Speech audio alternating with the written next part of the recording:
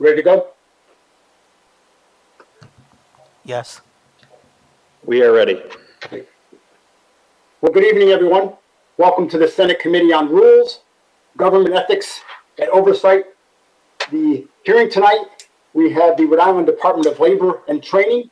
Specifically, our topic for tonight is the overview of the ongoing episodes of unemployment insurance fraud during the pandemic.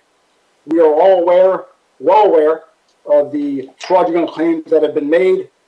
Some stopped, most of them paid. And I suspect some of the committee members on the call here have been victim to those events. I suspect as well many of the folks that are watching have been victim or know of somebody that has been victim. I want to thank Director Scott Jensen, the director of the Rhode Island Department of Labor and Training, for being here tonight with us to walk us through the fraud response as it relates to the fraud that occurred during the pandemic. Jamie, just before we begin, if you can call the roll. Thank you, Chairman.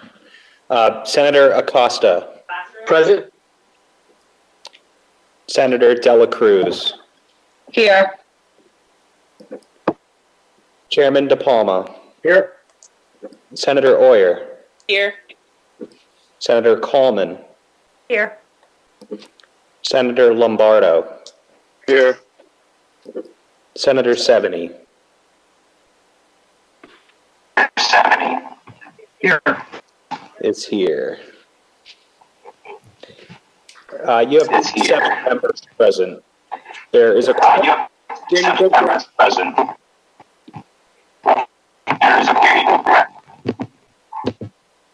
if everybody can go on mute after you speak, that would be good. There's a little background feedback. Senator Archibald will be joining us shortly if you're not already here. So, folks, just before we begin, before I turn it over to Director Jensen, he's going to go through his presentation. I'd ask that we hold his questions to after his presentation is over, and then we will address our questions at that point in time. The hearing will finish promptly at 7 p.m. Jamie, over to you. Excuse me, Director Jensen, over to you.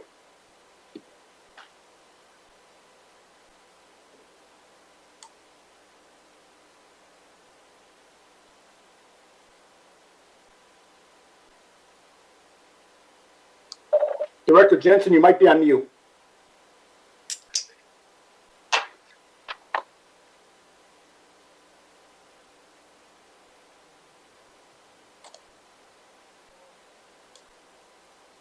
Did we lose Director? There he is. I see. You're on mute, Director Jensen? How's that? That's much better. Much better. All right, I'm sorry. I'm on 2 screens. We can see you fine. Good. Well, first, thanks for having me. It has been a very trying almost year now with the response for unemployment insurance in the pandemic.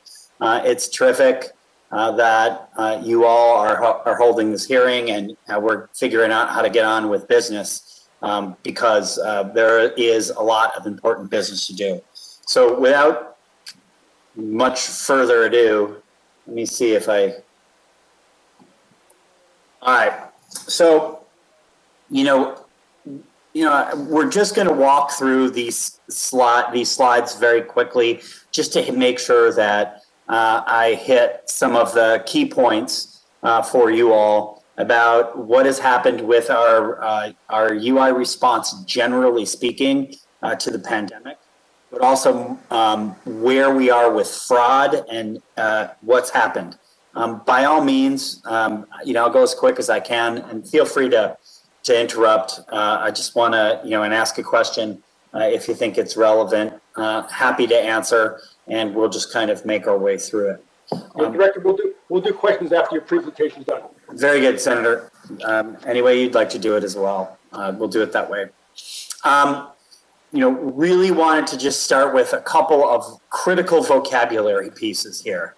we are all familiar with unemployment insurance, especially members of this committee, but there have been a couple of new things that were added during the pandemic that I think, are relevant when it comes to fraud. One of them is something called PUA, which is the Pandemic Unemployment Assistance Program, and it adds self-employed people, part-time folks, gig economy workers, and those who are otherwise not eligible for regular unemployment insurance. That was passed, right around April of last year, in order to cover all kinds of people who were going to need help, who otherwise would not have received any help from UI. And another thing is the $600 a week added bonus benefit that came on top of one's regular UI benefits or one's pandemic unemployment benefit. So in order to get people through the crisis, we were providing, along with every other state and province and other organization in the country, we were able to really put some money into the economy and help people from just really collapsing. So, however, both of those programs and continuous programs, there was a Trump administration FEMA effort that added a bonus to benefits as well. There was also more recently in the stimulus that passed a $300 bonus that attaches to all of these benefits as well.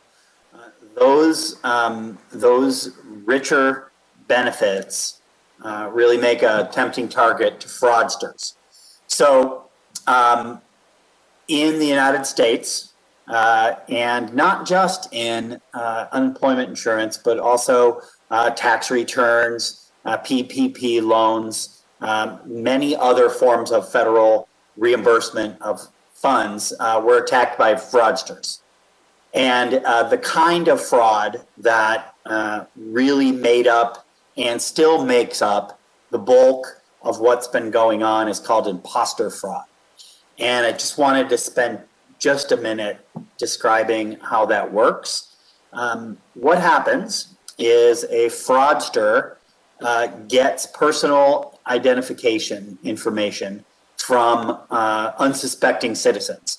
So many of us have heard about the Equifax breach some years ago. Many of us, including myself, have had instances where you are contacted by your bank. Did you make these purchases in Pennsylvania earlier that afternoon when you're in Rhode Island? And the answer, of course, is no. So, those are data breaches.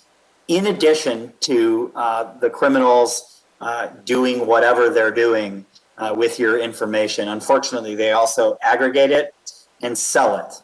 And when they do that, they're able to get it to usually organized crime groups who employ folks to apply for unemployment insurance.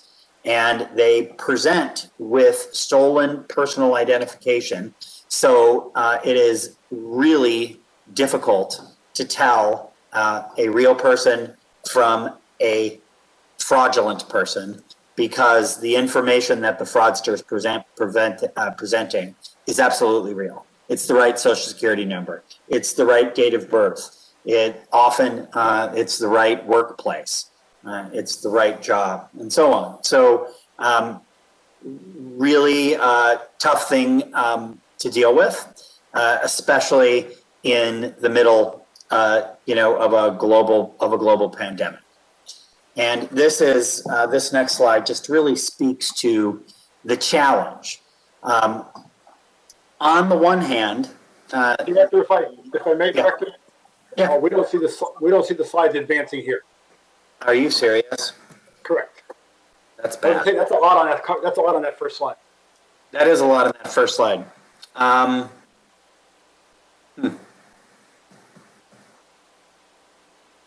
Let's try it again.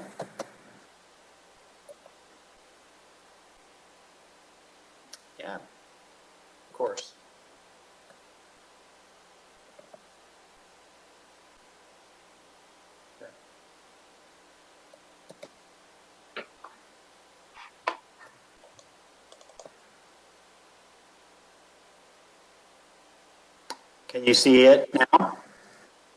Yes, we still see the cover slide, but Let's see what we can do. yeah, it's not full screen, but if this will help us advance it, then we can leave it this way. All right, should be better. Now, we see your, I think we see your other screen, but we see the two slides at the same time. But that's okay. I'm sorry. Not a problem. Can you see, are you seeing the slide with the magnifying glass? Yes, and we see in the small area, next slide, timeline of responsive actions. So Okay, so pay no attention to the next slide. we will not, we will not. All right. The DLT has a dual mission, and this is what makes imposter fraud so vexing. On the one hand, our main mission is to make sure that Rhode Islanders get the benefits they're entitled to when they have a bout of unemployment. And certainly in the pandemic, that mission was absolutely critical. So we have that. And on the other hand, we are responsible to guard the trust fund against fraud. On both counts, we were really stretched and challenged, I should say, during the pandemic. And not just by, an internal goodwill to do the right thing, but when it comes to getting folks the benefits they deserve, we were sued by the ACLU. Hold on a second. Here we go. Are you seeing this slide animate itself into life? We are. Good. Right around April, we saw it was really when we began to notice the uptick in fraudulent claims. We created a fraud unit immediately. To be very honest about it, we had a fraud unit, and we asked those people to do other duties because the kind of fraud we were seeing was far more complicated and potentially massive than we had seen before.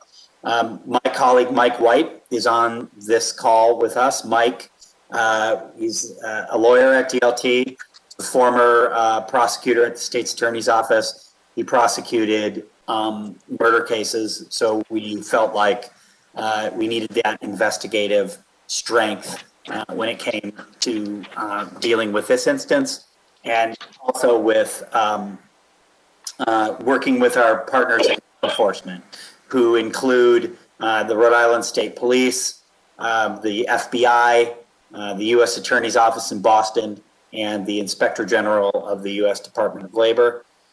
We had been manually reviewing claims for fraud before the pandemic.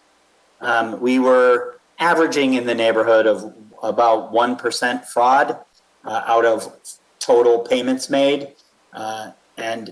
Before the pandemic, that did not amount to a lot of money because relative to post-pandemic unemployment insurance, we were simply not doing the volume in the past that we are now. At the end, closer to the end of April, we partnered with the state and federal law enforcement officers, and we really began to step up our activities. Also in April, we contracted with a cybersecurity vendor, Varus Analytics, at the suggestion of the state police. They are expert in detecting fraud. Had a number of FBI agents, former FBI agents who had experience in dealing with this kind of effort. They helped them, and they have been extremely helpful to us. And what essentially we began to do was profile claims and take the profiles of claims that we thought were fraudulent, freeze those claims, and make those claimants give us much more information than a typical claimant would get. that strategy seemed to make sense to us, but we were reminded in May that those folks who we thought might be fraudulent and whose claims we were stopping in an effort to fulfill our duty to protect the trust fund, the ACLU sued on behalf of those folks. The ACLU had serious concerns about the due process rights that people were getting. We believed, and we still believe that we were doing everything we could do to be fair. But I have to say, working with the ACLU and the federal judge has been, a productive thing. We're making headway. We hope we get that case settled at a certain point. All sides will have to agree. But it really stressed for us, yes, of course, we can't possibly combat fraud by shutting down giving out claims. We have to strike that middle ground. In June of last year, we engaged with Amazon Web Services to help us build our fraud strategy along with Varus.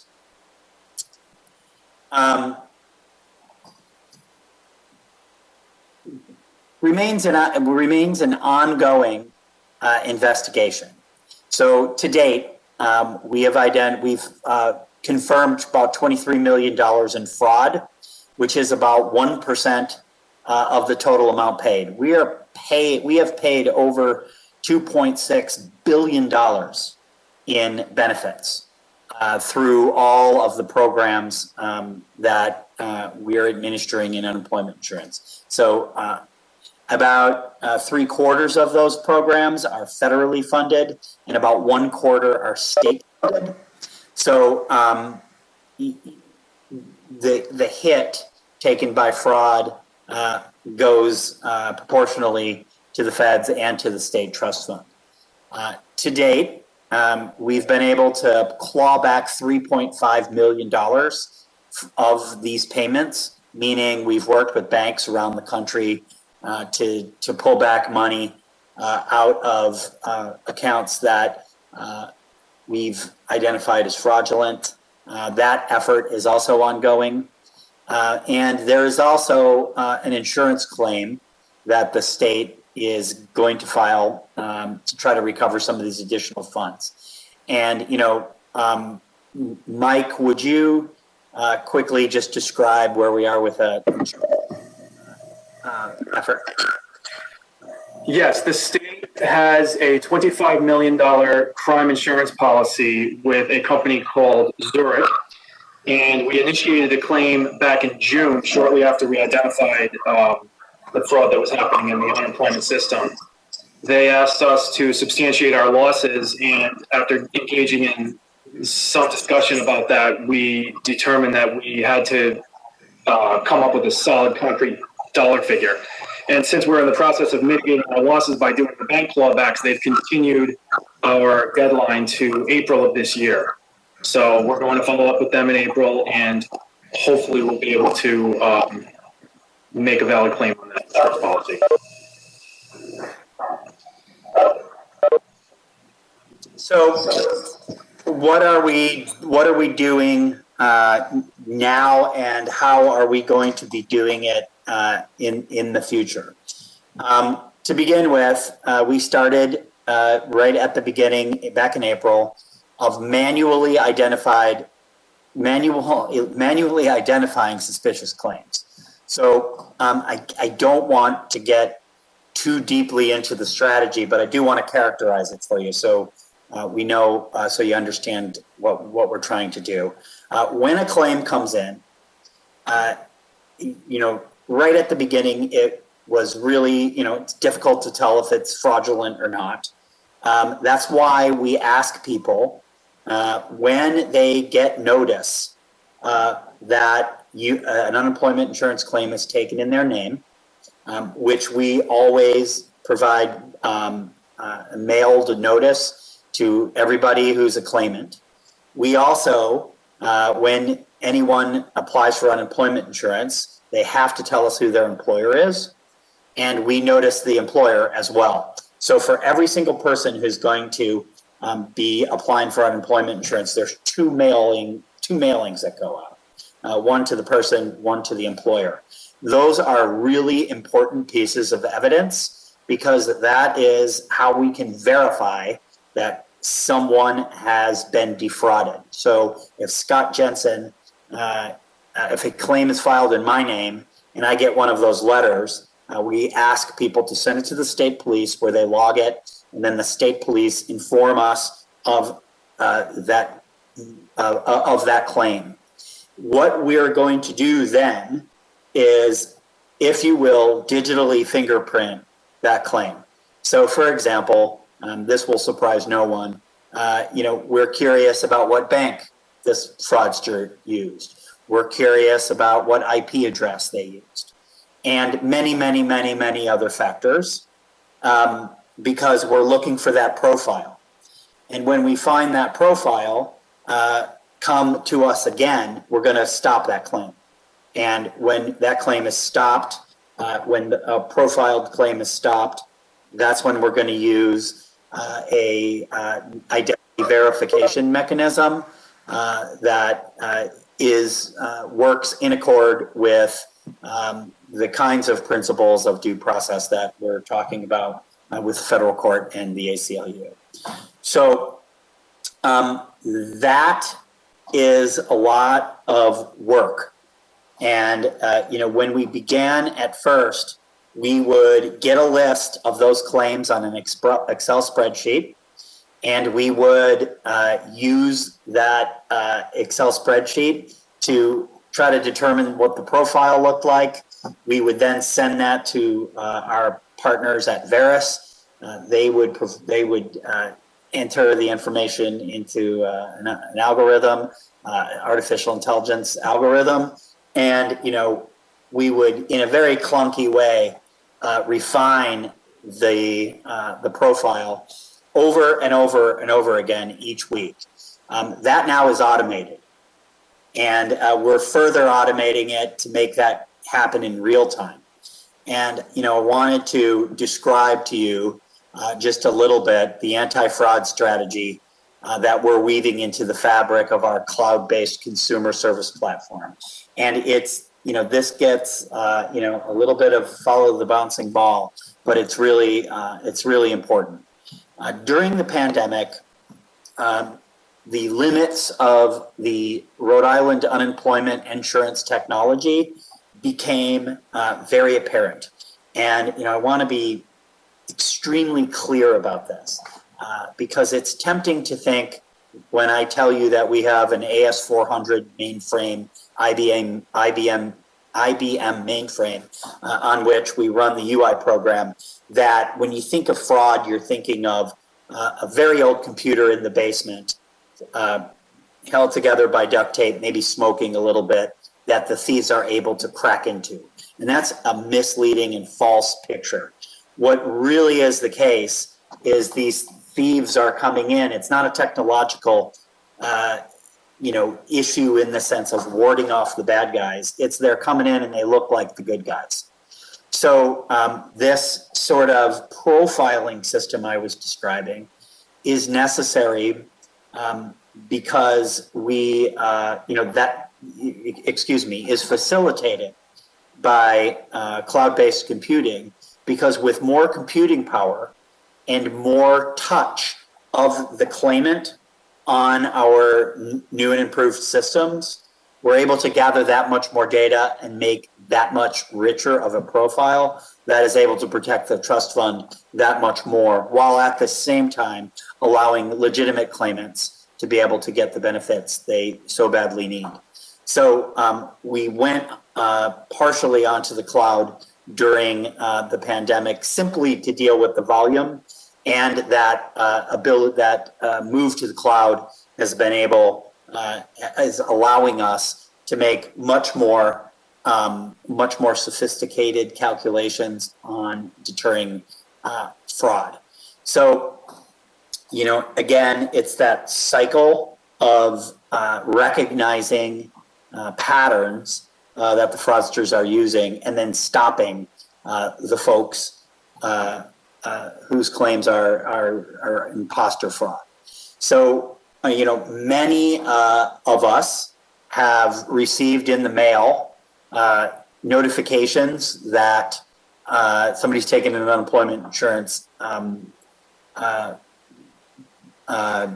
claim in your name. By giving that to the state police and us, we have likely already stopped that claim based on our algorithms, but to have it confirmed that that is an actual instance of fraud allows us to take the next steps in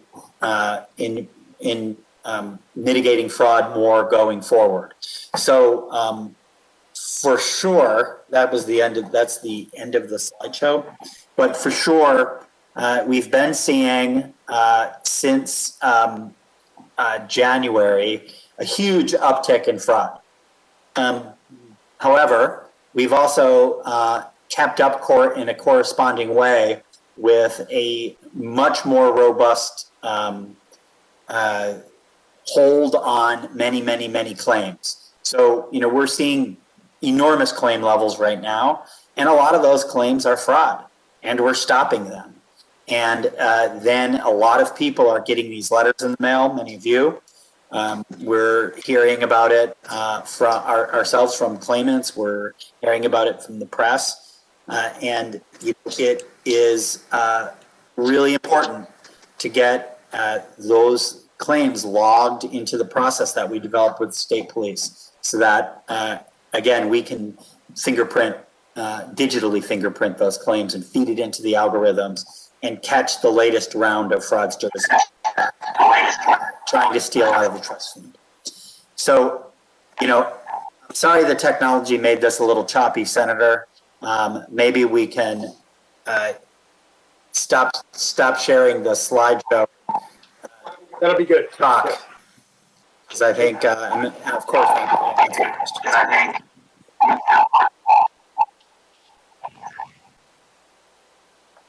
Okay. Director, thank you very much. And if you're not speaking, if you can stay on mute, we'll open it up to questions. I know I have a bunch, but I want to try and go around. So as we go around, folks ask a question or two, and then we'll move over to the next, and we will finish by 7. Director, you mentioned about the impact to the UI Trust Fund, the Rhode Island UI Trust Fund. And for those watching, and for those part of the committee, the UI Trust Fund will need to be replenished at some point. That replenishment happens from Rhode Island employers, correct? Can you talk a little bit about that and how fraud might be impacting that, and what we need to do going forward? So we're continuing to claw back money from fraudsters. We have to allocate that money to the funding streams it was stolen from. So the more we get, the more we'll go back to the Rhode Island Trust Fund, which is paid for, as you rightly point out, Senator, through taxes to Rhode Island's employers. The good news about the trust fund is, in spite of an overwhelming bout with unemployment, the trust fund is relatively robust. So we started with a $600 million trust fund. We are roughly at $150 million trust fund right now. So we haven't gone into the red yet, like about a third of the states in the country have. And what that means is we haven't had to borrow from the federal government in order to pay benefits. And that means that Rhode Island employers aren't going to have to pay back a loan with interest to the feds either. So that's fortunate, but it's why fraud is important to try to stop, because you're right, it does come out of a portion of it comes out of the trust fund.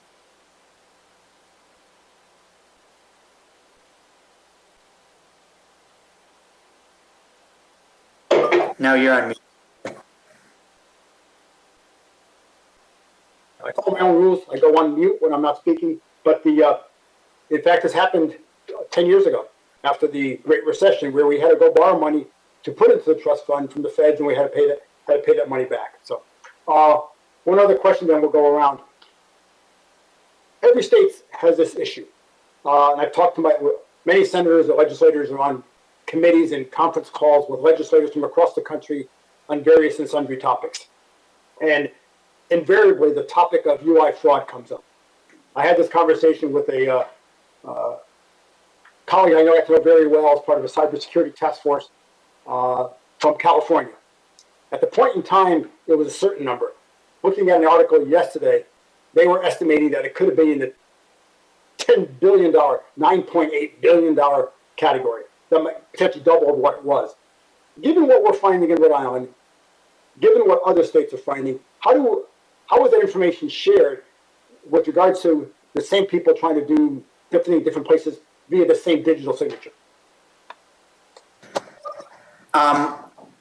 That's a really good question. And, to begin with, we work with a group called NASWA, National Association of State Workforce Agencies. California is a member. Everyone is a member.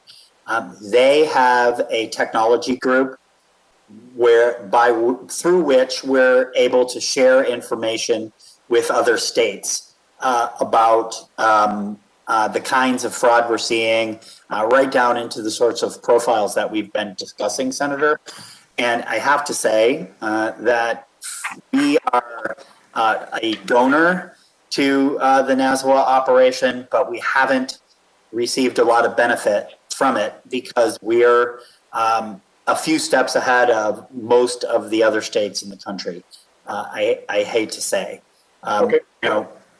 But we are also through the company that we're working with, Varus Analytics, comparing notes with a number of other states, Washington State, Massachusetts, several others, in order to do our best to stop fraudulent activity. I do know that the law enforcement community is, the FBI is working across the country, but it is, Rhode Island is a few steps ahead with the development of this cloud-based analytics strategy, as opposed to, a few well-meaning state employees keeping track of what they think might be going on with various fraud claims that they've uncovered. Thank you, Director. Questions by other committee members? Senator Acosta. Thank you, Director. Really appreciate your time. And, one way of framing it is we've seen a sharp increase in frauds, but we saw a sharp increase in unemployment claims in general. And you said that before the pandemic, roughly 1% of claims were fraudulent. We're talking about 0.88% of claims now. So actually what we saw was a proportional increase, both along claims in general and along what you would expect if everything else remained constant, which it seems to have. And so, my question is really about how we're processing real claims right now, good claims, right? Like, is the effort and the amount of resources that we're investing in trying to get at these fraudulent claims at all affecting the processing time for real claims of real workers? And could you give us some more insight into how long the average claim is taking right now? So thank you for that. And you're absolutely right. What we have been doing, I'm going to say top 3 states in terms of paying folks. When I talk to people, when I make an appearance on television or radio, or when you're talking with constituents, I'd say that I'd give us a C+ on a grade for how quickly we're getting people the benefits that they need, and how well we're serving folks who are in a really bad spot when they're asking for unemployment insurance. But that C+ is not on a curve. If you graded us on a curve, I think we're a clear A. It's just that there are so many claims, and we do have to balance protection of the trust fund. And again, that's why I brought up the ACLU. I've got to say, they have not made our job easier at the DLT in the last several months, but I'm glad they did what they did, because would be the wrong thing to do to simply shut down claims so that you could protect the trust fund. That is not the way. That's not what we're doing. That's not the way to do it. And you got to do both missions, and that's what we're trying to do. I think we're doing fairly well. We're going to continue to work at it. I didn't get really into this, but just will mention it quickly. We are building in that same cloud that we launched in order to just get through the pandemic. We're building a new interface for customers that we're jokingly calling the UI Pizza Tracker, named after Domino's Pizza and the great app they have when you get online and in order a pizza. And what that does is it will allow people to really interact in a much more serious way with our unemployment insurance program, by text, by email, also by a call center that's digitally integrated with the whole system. And people will be able to follow and know exactly where their claims are. We get a lot of calls from people who are rightfully anxious about their benefits. And the problem with that is, well, I understand it, and I would be calling too. I get it. And it's our job to answer those calls, and we're going to do it. But when we're just trying to help somebody, become confident that they're going to get paid, what often happens is there's a line forms of people who have a claim where something's wrong and something we need to fix. So it's it has been an onslaught, in unemployment insurance in the last 11 months.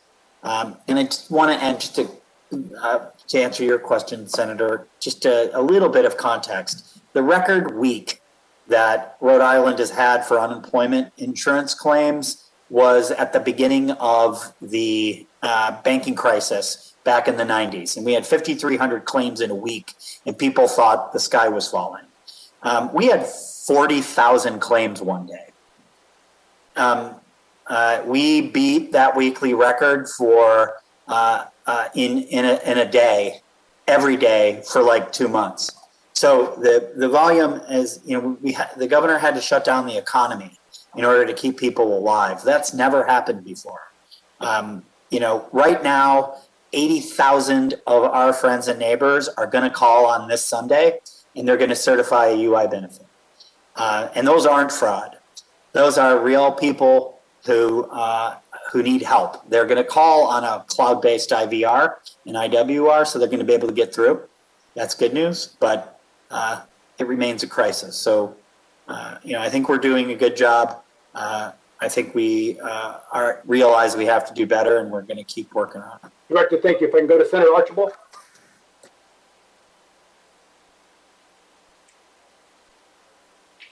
Thank you. Thank you, Director. Let me stop my video. Can you see me? Hear me? We can. Sure can. Right, thanks. I apologize for coming into the meeting a little bit later, but I have a couple of questions. One, I'm going to pick up where Senator Acosta left off, and that is consumers who have claims in with the department now. Is there a follow-up to claims to validate them? What's the check and balance, the control measure you're using to validate claims that are, aren't fraudulent, so that those consumers don't fall into the mire of, time passing and them not being able to receive their benefits? Can you amplify on that, please? And then I have a second question. Sure, of course. So thanks for that. What we do, if you are not profiled as a potential fraud instance, and again, we're getting pretty good at that, your claim goes through within 2 weeks, usually. And that is within USDOL guidelines or, regular time. So it's pretty fast. If you are profiled for a fraud claim, like for instance, over the course of the last 4 months, every single pandemic unemployment assistance claim has been profiled for fraud. because we've seen such an attack on that program. What we do is we have a computer-based identity test that is run by LexisNexis that is pretty sophisticated, that will allow you to answer questions that only you know. Once that happens, we have a dedicated line of folks, call line. This is, again, something we negotiated with the ACLU, where you can get a hold of folks and they'll lift that hold that's on your claim. So we think we have a pretty good system for trying to figure out who's the real person as quick as we can, and do it and get them paid as quick as we can. You know, of course. Thank you, Director. Thank you very much. That's comforting. My other question, maybe it's directed to you or to Mike White. So I was a victim of this, and as you may well know, so was the Colonel of the State Police, right? It doesn't show any discretion. It hits everybody. So of all people, they pick him, Colonel Manny.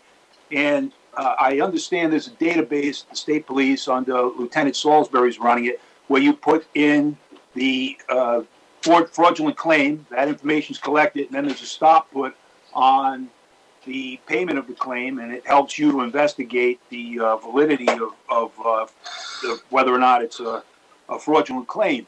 That said, have you explained to anyone about that database, how it works, how to get that information? Because we're getting calls from consumers. I've been getting calls on this for 6 months from people who had, and I was a victim as well. My name was used, and probably half the people on this committee have received letters of fraudulent claims. Could you amplify for the benefit of the rest of the senators in the committee, either you or Michael, on that website and how to use it for consumers when we get calls over fraudulent claims? Sure. One thing I just want to make sure that you understand, Senator, is at the beginning of the pandemic, when somebody would report to the state police that they were subject to imposter fraud, we would subsequently put a hold on the claim. Now, because of the strategy we're employing, when somebody gets one of those letters, almost all the time, we have already have a hold on the claim. So we're able to be much more proactive. But nevertheless, folks do need to continue to send those things in. Typically, it's take a picture of the letter you got and send it to the state police website. They'll log it. They'll make sure Mike White and our fraud team gets it. And if there isn't for some reason a stop on there, we'll put one on. But more than likely, we're going to say, okay, now we know. Check, this one is confirmed fraud, and we can, scrutinize it. Mike, I wonder if you want to add anything to that. Yes, Senator, very good question. The only thing I would add is that I would direct your constituents who are facing this to email our DLT investigations email, which is checked by one of our vendors constantly. And we are updating claims that are confirmed as fraudulent by way of that email. So we have a couple of different ways that we get these reports. We get it directly from the state police when people enter it into their website, into their web form. We get it from the DLT investigations email, and get it whenever anyone contacts anyone from DLT. And we centralize it, and we mark and maintain an accounting of all the claims that are confirmed fraudulent. I will tell you that most of these that we're getting, most reports, the claims have already been stopped and no benefits have been paid because of all of these strategies that we've employed. Those are definitely the places to point your constituents. Other questions from the committee? Thank you both. Thank you, Senator. Other questions from the committee? So, Director, let's pull on the thread of Senator Archibald about a fraudulent claim that's been paid. And so I saw Senator Oyer raise her hand as someone who's had been the victim of it. I'll raise my hand as well. has been a victim of it. So we have at least 3 out of the 7 or 8 committee members here already. That's income that people receive. So I believe there's a form that somebody, when should people expect to receive that form in the mail, where they've already received it, that basically says you're not accountable for the tax on that particular income. Right, right. So, a really important question, and here's the answer. If you are a confirmed fraud victim, and you've contacted the state police, and we've got that confirmed hold on your claim, we've put together a system where you should get a 1099 that has a 0, and or not even one. When should that be expected, Director? Within weeks. This year. So if it happened in 2020, within weeks of today. Yeah. Okay. Yes. Now, there will be people who don't know yet that they're a victim of fraud. They didn't open their mail. Right. The mail went to some random address. The employer of record for the claim didn't open the mail. And people will get a 1099. Here's what I can promise the folks from Rhode Island. To begin with, we have put together and we have a system to take care of this. And it's just a matter of going onto the DLT website and following the prompts. The other thing is you're not going to pay a cent in taxes for a benefit that you didn't get. And we're going to make sure that happened. I will say that is going to be sort of the next wave of that we're all going to have to muddle through. It is going to be a way that we're to be able to further refine our algorithm. So I guess that's the silver lining in this cloud. But if I can't, for our main director, for all the committee's benefit, everyone should have received.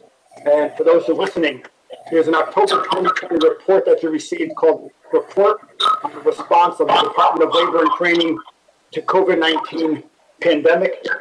It's an after-action review. Quite a bit of information in there. I encourage you to take a look at that as well. Other questions for the director? Senator, may I just ask some questions? Yes. As it relates to the 1099s, the staff here at DLT has met with the IRS, and they have given us guidance as it relates to that, and told us that if we have a confirmed fraud victim, not to send a 1099 to a confirmed fraud victim. So we don't expect any confirmed fraud victims at all to have to pay taxes. They should be mailed out this week. I just wanted to add that. Thanks, Mike. Mike very deftly corrected my misinformation, and I appreciate it. If you get a 1099 and it's the wrong one, we'll fix it for you. But if we already know you're fraud, just like Mike just said, we won't send it to you. So please don't look for it if you've been victim. I apologize. That was my mistake. Director, let's talk just a little bit about Varus. I read that in your report. Also, I think you've identified some of the various financial institutions where some of those have come from. And when I read through your information, I now found out why I was getting a text message from somewhere. I couldn't imagine why it was showing up.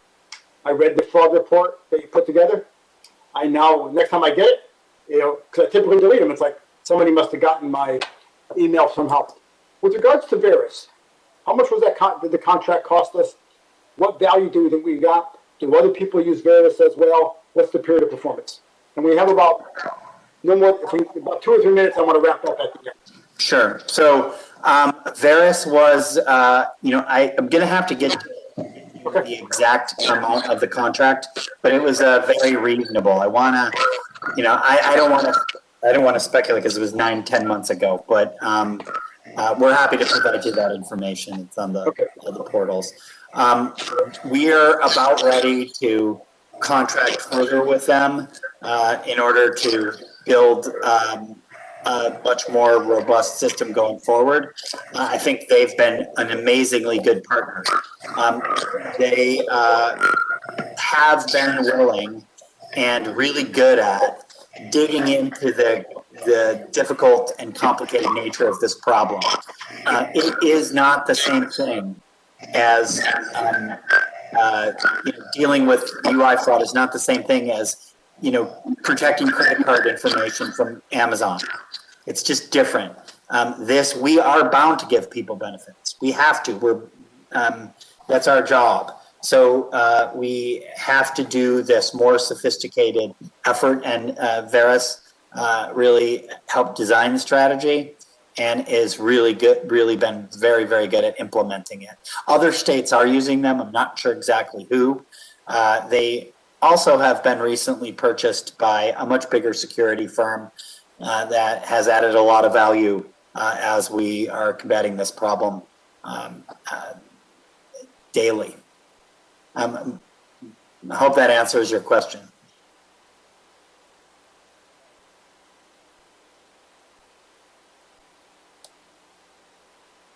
Chairman, you're on mute. You have to take your mute off. Senator, thank you very much. I follow my own rules, and I don't follow my rules when I need to talk.